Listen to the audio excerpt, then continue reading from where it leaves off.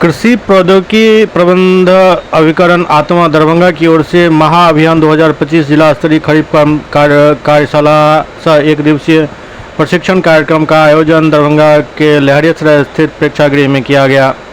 आयोजित कार्यक्रम का उद्घाटन दरभंगा के जिलाधिकारी राजीव रोशन ने दीप प्रज्वलित कर किया। इस अवसर पर संबंधित अधिकारी एवं किसान संगठन के लोग सब मौजूद थे। चाहूंगा कि इसको एक साइकिल के रूप में उत्पादन से लेकर के विपणन तक, खेत से लेकर मंडी तक हम किसानों का हर स्तर पे सपोर्ट करें ताकि आने वाले दिनों में, जैसा कि आप सभी जानते हैं कि किसी भी कार्य उसी कड़ी में मैं सभी मंचासीन हमारे गणमान्य अतिथि पदाधिकारियों से अनुरोध है कि दीप प्रज्वलन करके इस उद्घाटन करेंगे। ज्योतिर्गमय ये दीप हमें यही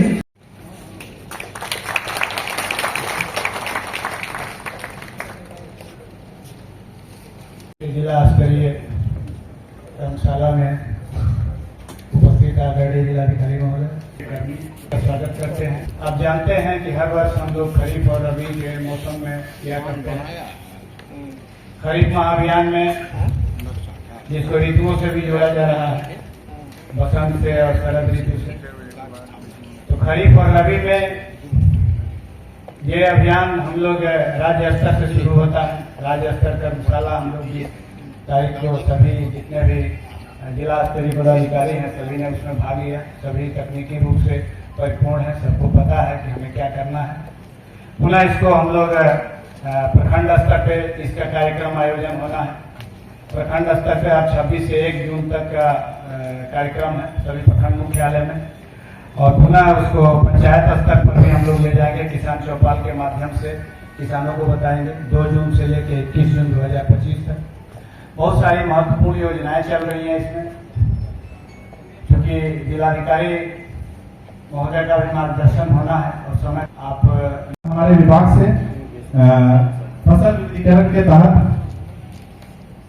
बेबी कॉर्न और स्वीट कॉर्न के फसलों का सर चुनाव किया गया है। साथ ही क्लस्टर में विभिन्न फसलों का सर हमारा विभाग का प्रयास है कि क्लस्टर में फसलों का ज्यादा से ज्यादा लगाया जाए ताकि जो इम्पैक्ट है हम लोगों का विभाग का योजना का सर वो ज्यादा से ज्यादा किसानों तक पहुंच सके। साथ ही साथ सर हम लोगों का ये भी प्रयास है कि जो पीएम किसान के तहत जो भी लाभार्थी है उनका प्रॉपर रजिस्ट्री किया जा रहा है और उनका एक आईडी क्रिएट किया जा रहा है सर, ताकि उन लोगों को जो भी लाभ है पीएम किसान का वो सही लाभों तक पहुंच सके। इसके साथ सर को बताना चाहते हैं कि जो हमारे राज्य स्तर में सबसे ज्यादा हम लोगों के जिला में EKYC हुआ है फार्मर रजिस्ट्री के तहत, और विभिन्न योजनाओं जैसे बीज वितरण में भी गर्मा बीज वितरण में हम लोग प्रथम स्थान पे, पहले स्टेज पे पिछले बार जो वितरण हुआ है उसमें हम लोग थे सर हैं, उनको विभाग की सभी योजनाओं का लाभ मिल सके। इन्हीं बातों के साथ सर मैं अपने वाणी को विराम देता हूँ। धन्यवाद। विभाग से संबंधित जितनी भी योजना है उसके बारे में जानकारी दी जाएगी। कृषि के उत्पाद बढ़ाने के लिए और किसानों की आमदनी बढ़ाने के लिए जितने भी कदम उठाए जाने हैं उसके लिए बेहतर कार्य योजना बना करके क्रियान्वयन किया जाना है। साथ में जागरूकता के लिए ये प्रयास है कि ये कार्यशाला जिला स्तर के बाद प्रखंड स्तर पर चौपालों के माध्यम से, कृषि चौपाल के माध्यम से गांव-गांव तक पहुंचे, किसान जागरूक हों और कृषि की सही प्रणाली को अपना करके उन्नत बीज को ला करके और जो मिट्टी की उर्वरा क्षमता है उसको बरकरार रखते हुए जो पोषक तत्व जिस फसल के लिए जिस मात्रा में आवश्यक है उसका समानुपातिक रूप से उपयोग करते हुए बेहतर से बेहतर खरीफ उत्पादन की दिशा में अग्रसर हो।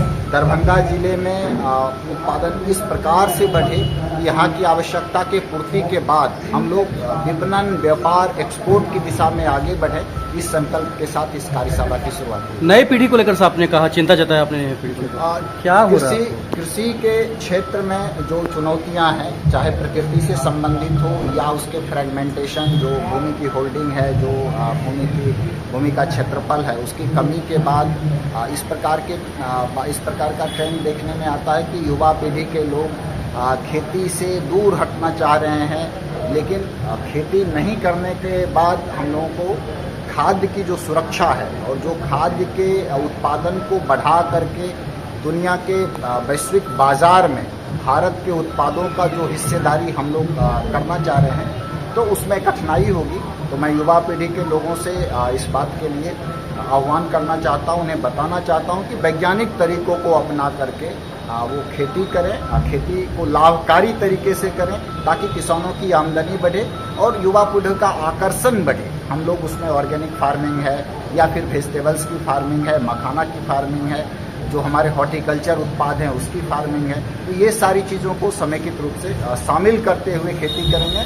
और एक मॉडल जिसमें खेती के साथ साथ पशुपालन, मत्स्य पालन, उन सारी चीज़ों को समेकित रूप से अगर शामिल किया जाएगा तो निश्चित रूप से ये युवा पीढ़ी के लिए लाभदायक होगा और युवा पीढ़ी के लोग जुड़ेंगे।